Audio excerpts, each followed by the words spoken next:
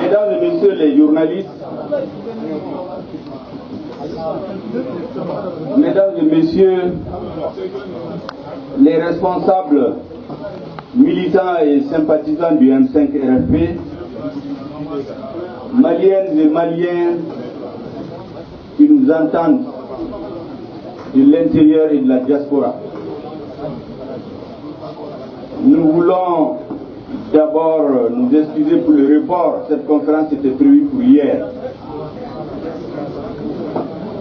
Je dois vous dire que ce report a été mis à profit pour d'abord que nos juristes, les éminents juristes qui siègent au sein du comité stratégique, que les politiques préparent mieux leur argumentaire pour démontrer aux Maliennes et Maliens, aux amis du Mali, à la communauté internationale, le caractère anticonstitutionnel et inapplicable du point de vue pratique des décisions de la conférence des chefs d'État de la CEDEAO. Nous avons mis aussi ce temps à profit pour avoir un échange fructueux et très riche avec l'autorité morale de notre mouvement, qui du reste a estimé qu'il doit venir à cette conférence pour vous dire deux mots.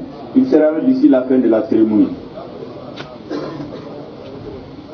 C'est pour vous dire toute la détermination du M5 RFP et au-delà de l'ensemble du peuple malien à obtenir la démission d'Ibrahim Boubacar Keïta et de son régime. N'oubliez pas que le mot d'ordre, le ciment qui a mobilisé le peuple pendant plusieurs semaines, c'est la démission de ce régime. En cours de route, nous avons pu faire, à la demande de l'autorité morale, des concessions difficiles, mais qu'il fallait assumer.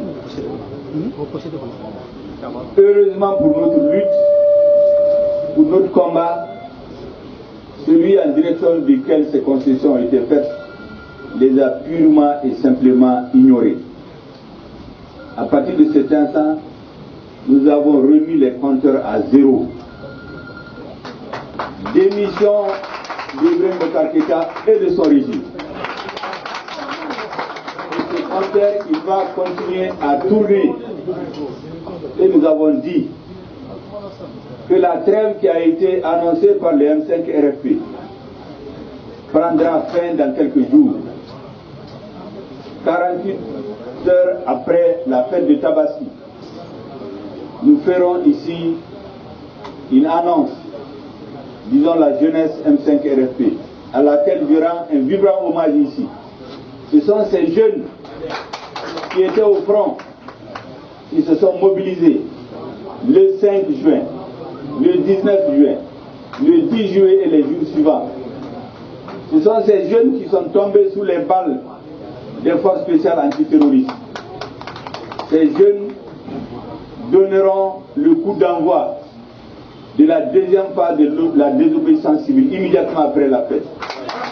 Et là, on n'arrêtera plus jusqu'à atteindre notre objectif de façon démocratique, pacifique, la démission d'Ibrahim Boubacar Keïta et de son régime.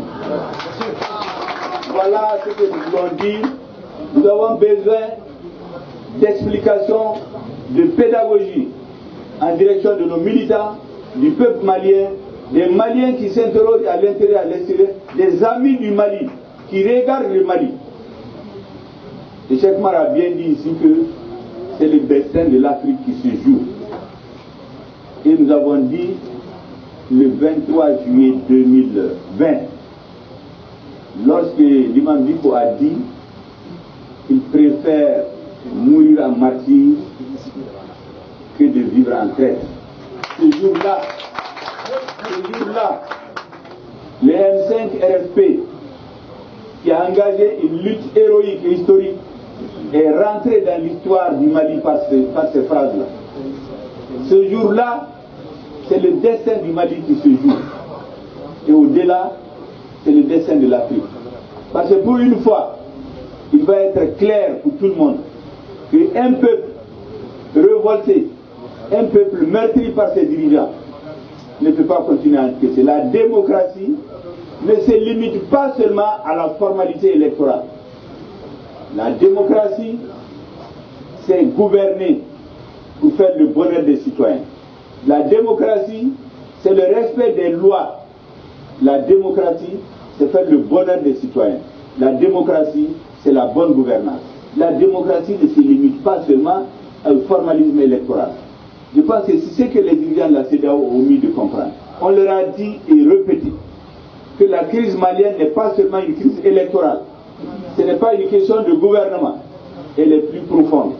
Et c'est pour cela que nous sommes convaincus, et je termine par ça, que notre lutte va aboutir à une situation nouvelle au Mali et en Afrique.